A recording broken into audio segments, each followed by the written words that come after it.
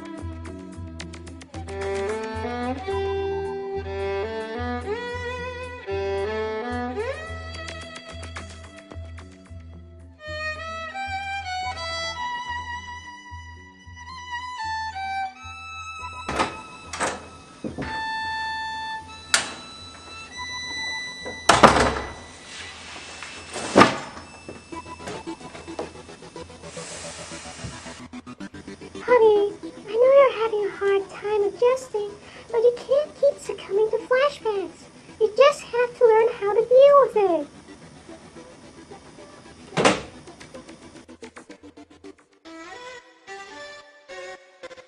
Deal with it. Deal with it. Deal with it. You're worthless. Deal with it. You're weak. Deal with it. Post-traumatic stress disorder, or PTSD, is a psychological disorder that occurs among people who experience trauma or a disastrous event. Dr. Terence Keane, a monumental figure in the psychotherapy of PTSD, describes the disorder as a unique characteristics and symptoms manifested by individuals who have survived life-threatening and disastrous experience. A few examples of a disastrous experience or trauma would be experiencing or witnessing violent personal or sexual assault or war experience. In general, PTSD patients express symptoms and signs including the reliving of the trauma in forms of nightmares or flashbacks, angry outbursts, emotional numbing, and recklessness or self-destructive behaviors. These symptoms and signs need to be considered abnormal among the social and cultural norm of the patients, and need to prolong over a month in order for the patients to be diagnosed with PTSD. It is a psychological disorder that has gained public attention over the last 40 years, thanks to the social-cultural changes occurred in the post-Vietnam War era. PTSD has a yearly prevalence of 3.5% and a lifetime prevalence of 6.8%. Although the experience of a traumatic event is the ubiquitous aspect among all PTSD patients, the event itself is not the predominant factor. Rather, it is a set of biological, psychological, and environmental factors that stems before, during, and after the traumatic event that collectively influences the onset and the maintenance of PTSD. Because of this, it is important for us to approach PTSD through a multidimensional integrated model, understanding the disorder through learning its etiology, maintenance, and treatment.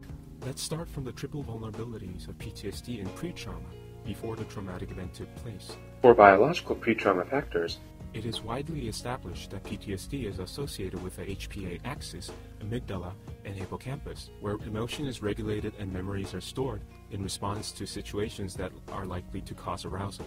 The standout genotypes associated with these parts of the brain is the serotonin and the GABA, the neurotransmitters regulating emotion and fear. Dr. Jonathan Shern, along with many other psychiatrists, suggests that decreased activities in the endocrine systems that controls these neurotransmitters tend to be pre-trauma risk factors for PTSD. Other genotypes associated with pre-trauma vulnerability include the type 2 receptor of the corticotropin-releasing factor, gastrin-releasing peptide, and stathmin. Among the general psychological pre-trauma vulnerability for PTSD, cognitive abilities and personality traits are arguably the most frequently tested predictors for PTSD development. Countless studies have shown that people with low self-esteem, negative automatic thoughts or core beliefs, and low cognitive abilities are more susceptible to developing PTSD. However, it is difficult to draw internally valid inference from the majority of such studies, since most of the cognitive abilities of the subjects were measured post-trauma. A number of studies that does take this issue into account do support the notion of cognitive abilities and personality traits as risk factors for PTSD, at least to some extent. This triggers another question, though, of whether such connections are specific to genders or any other groups of people. Future studies should be called upon to observe this question. In addition to biological and psychological vulnerabilities, environmental conditions that induce a sense of helplessness during childhood also can be a pre-trauma risk factor for developing PTSD. Now let's move on to the risk factors of PTSD development, peri-trauma and post-trauma, during or right after the traumatic event. Studies investigating the etiology of PTSD have been generally agreeing that the biological and psychological vulnerabilities of PTSD revolve around a phenomenon called peri-traumatic dissociation, during which the victims of a traumatic event would emotionally detach themselves from the event as if they were watching the event in third person's view. Studies speculate that a reduction or shutdown of amygdala and hippocampus activity can be biological indicators of a peri-traumatic dissociation that could be a risk factor in PTSD development. The negative reaction from the victim's environment right after the event, including their families and friends, could also be an environmental factor in developing PTSD.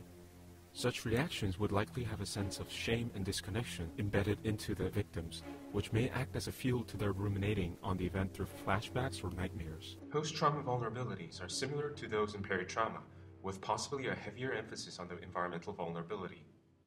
The chain of events after the traumatic event took place that leads to the onset and maintenance of PTSD can be best dissected through Mauer's two-factor model. The previously neutral stimulus paired in space and time with the traumatic event becomes a conditioned stimulus that triggers a learned alarm response through the behavior inhibition system and fight and flight system in the amygdala. The conditioned stimulus is later generalized to other stimuli that remind the victim of the traumatic event. As the trauma victims experience arousal from such conditioned stimuli, they are likely to behave in a way to temporarily eliminate the sense of arousal. The temporary easing of such feelings as a consequence of such behaviors would serve as a negative reinforcement to maintain such behaviors, which we define as symptoms of PTSD. This notion is backed by a study conducted by J.P. Hayes, who suggests that reduced hippocampal and amygdala activity are highly associated with, or even caused by, high arousal levels of the subjects. In short, PTSD is classically conditioned and operantly maintained. PTSD is also highly comorbid with other psychological disorders, such as depression, anxiety disorders, or bipolar disorders. It is also suspected to be comorbid with substance abuse, though a study from K.T. Brady suggests that this might be simply from the fact that the PTSD patients are attempting to medicate the symptoms by themselves. PTSD is one of the disorders that get a good amount of social and family support, which is shown to be effective in both treating PTSD and preventing its onset from the stage of peri-traumatic dissociation. Cognitive behavior therapy has also been shown to be effective in treating PTSD patients, the most prevalent of all being the prolonged exposure therapy. The therapy consists of two types of exposures. One is in vivo exposure, a repeated engagement in activities or situations that had been avoided because of the trauma, but not necessarily dangerous. The other is the imaginal exposure, a revisiting of the trauma by describing the event from start to finish. Both exposure sessions serve to extinguish the cognitive and behavioral avoidance that are built from the event, processing the traumatic event while desensitizing the conditioned emotional response. SSRIs have been the primary medication for PTSD. However, its long-term efficacy is still in question. Studies have experimented in the efficacy of non-SSRIs, such as anxiolytics or atypical antipsychotics, or even ecstasy, as a catalyst in PTSD treatments. Such studies are still in their base-level stages, and further studies are necessary for such medications to be fully implemented in PTSD treatments. Over the last 30 years, after PTSD was widely acknowledged among the public, growing social supports and development in psychotherapy has helped meditating the symptoms among PTSD patients. While there are still many uncertainties in the biological, psychological, and environmental factors revolving around the disorder, a combined effort of scientists, clinicians, and the society would certainly lead us into predicting and controlling the symptoms of PTSD even further.